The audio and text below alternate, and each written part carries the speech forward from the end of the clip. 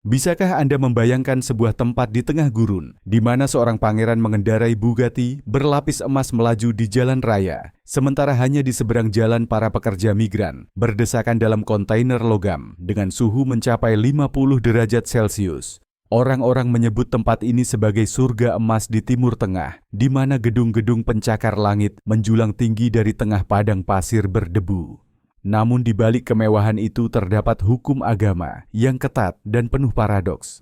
Laki-laki bisa menikahi hingga 4 istri, sementara perempuan harus menutupi tubuh mereka dari kepala hingga kaki dan hidup di bawah banyak sekali batasan. Lantas, apakah kehidupan di sini benar-benar seindah surga yang berkilauan? Atau justru neraka tersembunyi di balik sinar emas yang menyilaukan? Tonton video ini sampai akhir, karena kebenaran di balik Arab akan mengejutkan Anda dan sangat berbeda dari apa yang pernah Anda bayangkan.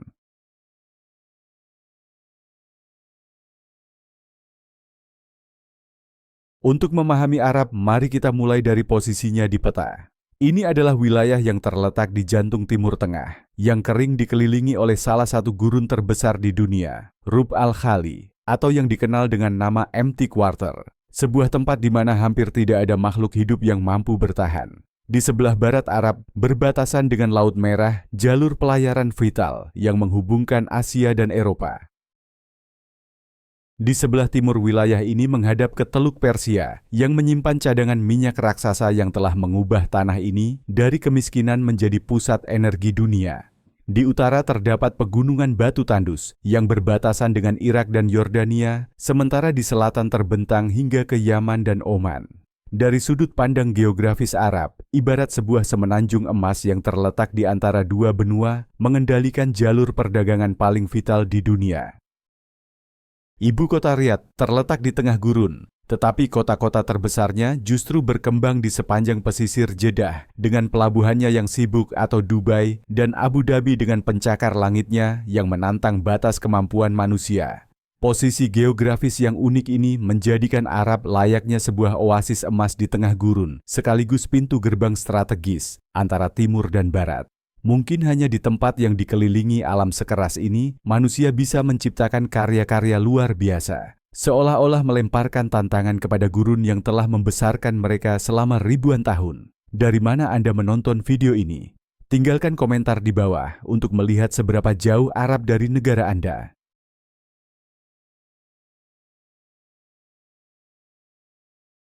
Ketika menyebut perempuan Arab, banyak orang langsung membayangkan sosok yang mengenakan abaya hitam panjang hingga menyentuh tanah dengan rambut dan wajah yang tertutup oleh hijab atau niqab.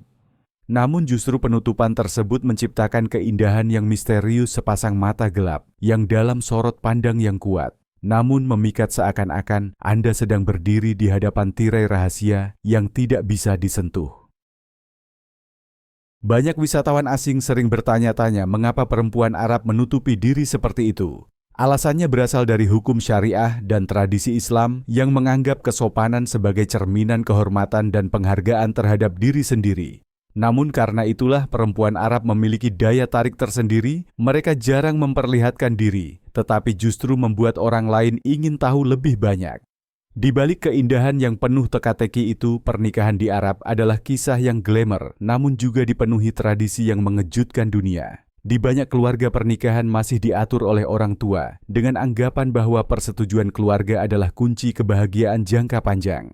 Laki-laki Muslim diperbolehkan menikahi hingga 4 istri, asalkan mampu secara finansial dan bisa berlaku adil, sesuatu yang telah diizinkan oleh hukum Islam sejak ratusan tahun lalu. Hal yang paling mengejutkan mungkin adalah mahar pernikahan. Di Arab, mahar bukan hanya simbol cinta, tetapi juga lambang status dan kehormatan keluarga. Ada pernikahan yang maharnya berupa kiloan emas, deretan mobil mewah, bahkan sekawanan unta langka. Bagi masyarakat Arab, semakin kaya seseorang, maka mahar pernikahannya juga harus semakin megah, sebagai bukti kekuatan dan reputasi klan mereka. Tak heran jika pesta pernikahan di sini kadang menghabiskan jutaan dolar Amerika dengan penampilan artis internasional menjadikan acara tersebut seperti pertunjukan besar yang memukau. Jika berbicara soal pernikahan dengan orang asing, tantangannya bahkan lebih besar. Seorang pria non-Arab yang ingin menikahi perempuan Arab biasanya harus masuk Islam dan mendapatkan persetujuan keluarga pihak perempuan. Jika tidak, hubungan tersebut jarang bisa diakui secara resmi. Inilah sebabnya mengapa banyak perempuan muda, meskipun memiliki akses ke dunia internasional, tetap terikat oleh norma-norma sosial yang konservatif. Namun Arab tahun 2025 juga memperlihatkan munculnya generasi perempuan baru. Mereka menempuh pendidikan di barat, bekerja di perusahaan multinasional, bahkan memegang posisi kepemimpinan. Banyak dari mereka memilih menikah di usia yang lebih dewasa, atau berani menentang norma untuk mencari cinta sejati, walaupun harus menghadapi hambatan agama dan keluarga.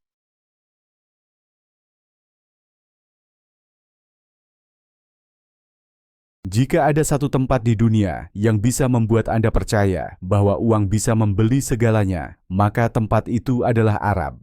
Pada tahun 2025, kota-kota seperti Riyadh, Dubai, dan Abu Dhabi tidak hanya menjadi pusat keuangan, tetapi juga panggung glamour bagi para kaum elit kelas atas. Bayangkan sebuah kota yang berdiri di tengah gurun di tempat yang beberapa dekade lalu hanyalah hamparan pasir tandus. Kini gedung-gedung pencakar langit berdiri megah menyala, seperti obor raksasa, memantulkan cahaya matahari di bemat kaca dan baja. Burj Khalifa, menara tertinggi di dunia, menjulang seolah ingin menyentuh langit, atau pulau buatan berbentuk pohon palem di lepas pantai Dubai, menjadi bukti nyata ambisi manusia yang ingin menaklukkan batas-batas alam. Di sini kalangan elit menghabiskan uang dengan cara yang tak terbayangkan oleh masyarakat biasa. Supercar seperti Ferrari, Lamborghini, hingga Bugatti berlapis emas melaju di jalanan lebar dan terkadang bahkan ditinggalkan begitu saja karena bosan. Di pusat-pusat perbelanjaan Anda akan menemukan merek-merek mewah dipajang bak minimarket Rolex, Chanel, Dior, Hermes. Satu tas tangan bisa seharga pendapatan 1 tahun keluarga menengah di Eropa. Namun di sini itu hanyalah hadiah ulang tahun biasa. Kuliner untuk orang kaya pun berada di level yang sama sekali berbeda. Ada kopi yang ditaburi emas 24 karat atau pesta yang menyajikan domba utuh dan unta panggang di atas meja panjang puluhan meter. Dalam pernikahan, kerajaan mahar bisa berupa sekawanan unta, belasan mobil mewah, atau bahkan villa berlapis emas. Di Arab, kemewahan bukan sekadar pamer, tapi sudah menjadi standar hidup.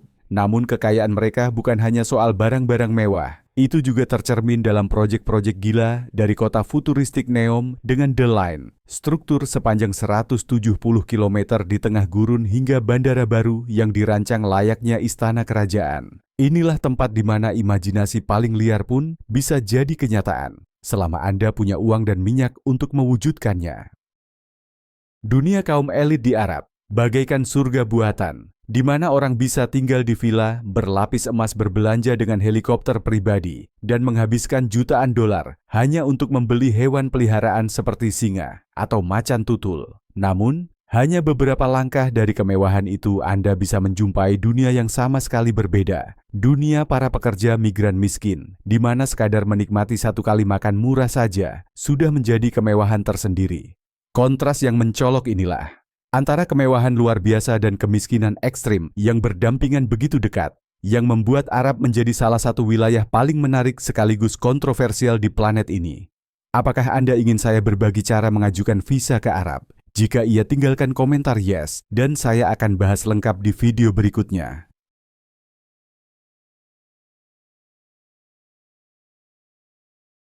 Jika menengok ke masa lalu, sulit dipercaya bahwa tanah Arab dahulu hanyalah tempat berkelana bagi suku-suku nomaden Beduin.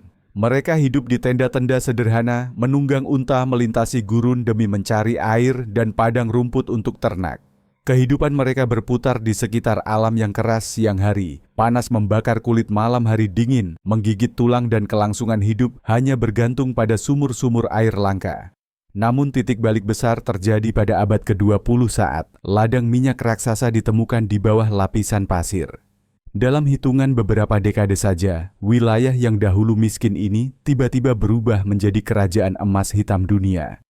Minyak bumi tidak hanya mengubah nasib penduduk, tetapi juga mengangkat suku-suku kecil menjadi negara-negara paling kaya di planet ini. Kota-kota kecil yang dahulu tandus kini menjelma menjadi megapolitan canggih, jalan-jalan aspal membentang menembus gurun, dan gedung-gedung pencakar langit berdiri kokoh di tempat yang dulunya hanya pasir dan debu. Bersamaan dengan itu, gaya hidup pun berubah secara drastis dari tenda kain menjadi villa berlapis emas, dari menunggang unta menjadi mengendarai mobil super seharga jutaan dolar.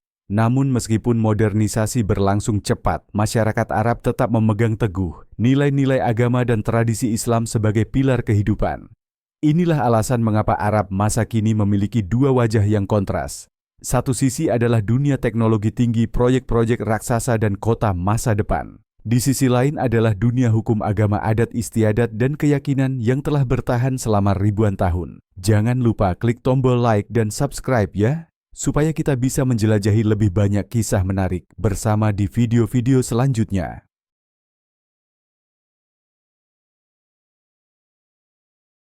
Saat mendengar kata Arab, kebanyakan orang langsung terbayang minyak dan kemewahan. Namun kenyataannya biaya hidup di sini terbagi menjadi dua dunia yang sangat kontras. Satu untuk kalangan elit super kaya, dan satu lagi untuk jutaan pekerja migran yang hidup dalam keterbatasan. Di kota seperti Dubai atau Riyadh, jika Anda termasuk kalangan berada gaya hidup, Anda bisa mencapai tingkat yang sulit dibayangkan. Menyewa satu apartemen mewah di pencakar langit bisa mencapai antara 5.000 hingga 10.000 dolar Amerika per bulan. Sedangkan villa berlapis emas tentu jauh lebih mahal. Makan malam di restoran eksklusif bisa menghabiskan ribuan dolar, apalagi jika Anda memesan hidangan bertabur emas. Bagi para miliarder di sini itu semua hanyalah pengeluaran rutin, seperti membeli segelas teh susu di Asia. Sebaliknya, mayoritas pekerja migran dari India, Pakistan, Filipina, Bangladesh, dan negara lain harus menghadapi kenyataan yang sangat berbeda. Mereka tinggal berdesakan di asrama sempit atau kontainer panas dengan biaya sewa sekitar 100 hingga 200 dolar per bulan. Menu harian mereka hanyalah roti murah, nasi dengan kacang-kacangan atau masakan rumahan sederhana. Dengan gaji rata-rata 300 hingga 500 dolar per bulan, menikmati makan malam di restoran pusat kota, bagaikan mimpi yang sulit tercapai. Menariknya, bahkan di kalangan kelas menengah pun pola pengeluaran sangat beragam. Sebagian warga Arab asli menerima banyak subsidi dari pemerintah, listrik, air, layanan kesehatan, hingga pendidikan semuanya digratiskan. Hal ini memungkinkan mereka hidup dengan nyaman meski tidak tergolong kaya. Namun sebaliknya, para ekspatriat harus membayar semua biaya tersebut sendiri, mulai dari asuransi kesehatan hingga sekolah internasional untuk anak yang kadang bisa mencapai puluhan ribu dolar setiap tahun. Perbedaan ini menciptakan kontras yang mencolok. Di satu sudut jalan deretan mobil mewah seperti Ferrari berjejer di depan mal. Sementara di sudut lain, Anda melihat kurir bersepeda mengantar makanan di bawah terik matahari 45 derajat Celcius. Satu sisi menikmati kelimpahan dan kemewahan, sementara sisi lain berjuang keras demi hidup layak. Kontras tajam dalam biaya hidup inilah yang menjadikan Arab sebagai salah satu negara terkaya, sekaligus paling kontroversial di dunia. Karena tidak semua orang yang datang ke sini akan menikmati surga berlapis emas. Banyak yang justru terjebak dalam neraka perjuangan hidup. Menurut Anda, apakah biaya hidup di Arab cocok untuk menetap jangka panjang atau hanya layak untuk sekadar pengalaman sementara?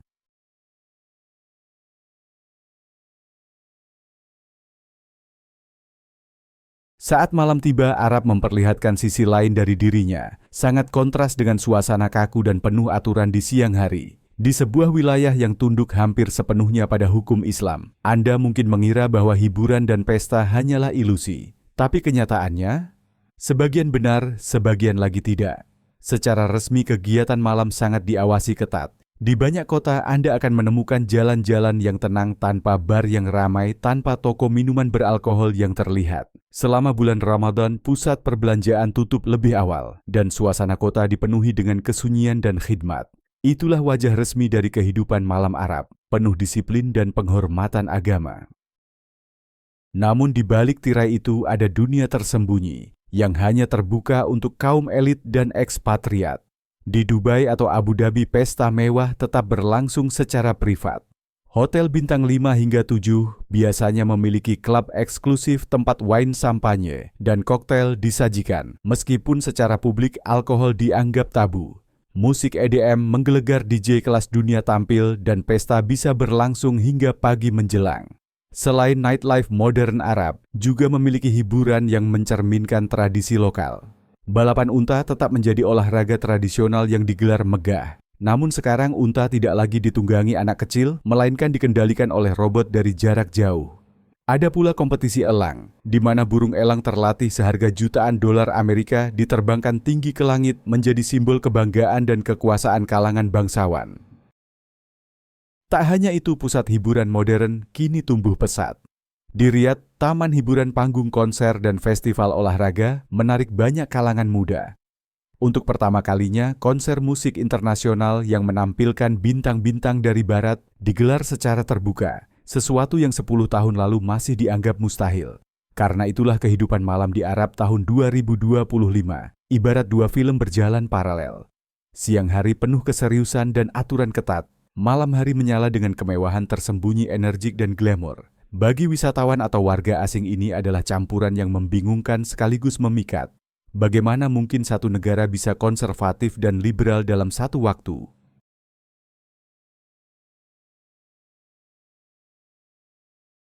Kuliner Arab bukan sekadar makanan, itu adalah warisan budaya yang khas dan berbeda dari gaya hidup Barat. Jika Eropa identik dengan wine keju dan roti mentega, maka di Arab meja makan dipenuhi aroma rempah kuat, daging panggang berbumbu tebal, ritual keramah tamahan yang diwariskan selama ratusan tahun. Hidangan yang paling terkenal adalah kabsa, nasi basmati dimasak bersama daging kambing atau ayam dibumbui kunyit kapulaga dan kayu manis, menciptakan aroma tak terlupakan. Di jalanan, makanan cepat saji seperti shawarma, daging iris tipis dalam roti pita, atau falafel, bola kacang Arab goreng, jadi favorit wisatawan karena lezat dan terjangkau. Arab juga punya kopi tradisional yang diseduh dengan kapulaga, selalu disajikan bersama kurma manis legit. Ini bukan hanya minuman, melainkan simbol keramahan. Jika Anda berkunjung ke rumah orang Arab tuan rumah, pasti akan menuangkan kopi sebagai bentuk penghormatan. Namun dunia kuliner di sini juga punya sisi yang bikin tercengang. Dalam pesta pernikahan kerajaan, satu ekor unta panggang utuh bisa disajikan di meja makan. Beberapa restoran menyuguhkan kopi berlapis emas 24 karat, sesuatu yang jarang ditemukan di Eropa. Dan saat bulan Ramadan tiba, setelah matahari terbenam, hidangan iftar berubah menjadi festival kuliner sejati. Dari sup lentil manisan hingga daging panggang menggoda, semua tersaji dalam pesta malam penuh kehangatan. Oleh karena itu, kuliner Arab bukan hanya tentang rasa, tapi juga tentang pengalaman budaya. Setiap sajian membawa kisah gurun keyakinan dan jati diri, menjadikannya perjalanan rasa yang syarat makna di manjat kering kerontang, yang kaya akan warisan ini.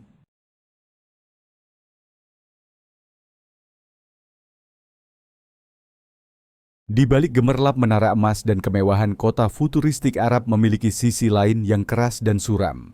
Jutaan pekerja migran dari India, Pakistan, Filipina, dan negara lain hidup dalam asrama sempit atau kontainer logam yang bisa mencapai suhu 50 derajat Celcius. Mereka bekerja 12 hingga 14 jam sehari, dari proyek konstruksi, membersihkan hotel, hingga melayani di villa-villa mewah. Namun gaji yang diterima hanya cukup untuk bertahan hidup. Aturan agama yang ketat juga membuat kehidupan menjadi penuh tekanan. Makan atau minum di siang hari selama bulan Ramadan dapat dikenai denda. Hubungan di luar nikah bisa berujung hukuman penjara. Di beberapa wilayah, perempuan belum diperbolehkan keluar rumah sendirian. Dan pernikahan dini bagi anak perempuan masih terjadi dengan dalih menjaga kehormatan keluarga. Kontras ekstrim antara dunia glamor dan dunia kerja paksa, antara kota modern yang terbuka dan desa tradisional yang tertutup, membuat Arab menjadi wilayah yang sekaligus memesona dan mengundang kontroversi. Inilah harga yang dibayar untuk menyeimbangkan kekayaan tradisi dan dominasi agama dalam satu negara.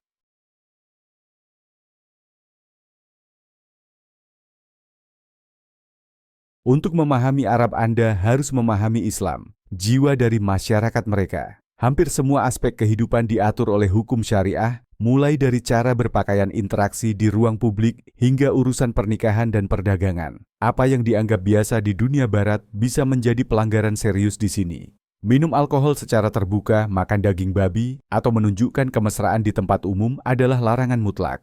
Selama Ramadan, makan di luar rumah pada siang hari bisa mengundang masalah hukum. Namun di balik ketegasan itu, budaya Arab juga memiliki daya tarik tersendiri. Masyarakatnya dikenal sangat ramah tamah. Setiap tamu yang berkunjung akan disambut dengan secangkir kopi Arab bercampur kapulaga disajikan bersama kurma manis. Tradisi yang telah dijaga selama ratusan tahun. Perayaan tradisional seperti balapan unta, kompetisi elang, dan malam musik selama bulan Ramadan tetap menjadi bagian penting dari kehidupan sosial. Perpaduan antara kesakralan dan perayaan, antara aturan ketat dan keramahan hangat, membentuk mosaik budaya yang unik dan penuh paradoks. Inilah sebabnya Arab tetap menjadi wilayah yang paling menarik rasa ingin tahu dan juga menuai perdebatan di seluruh dunia pada tahun 2025.